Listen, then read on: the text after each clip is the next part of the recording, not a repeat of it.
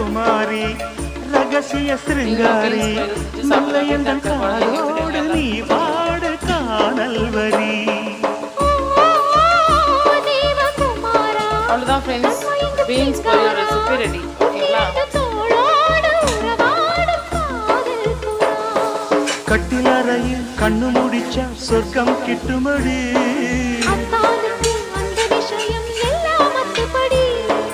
கட்டிப்பொடி தொட்டுப்படி மூன்றாம் பாலில் முன்னோர் சொன்னபடி.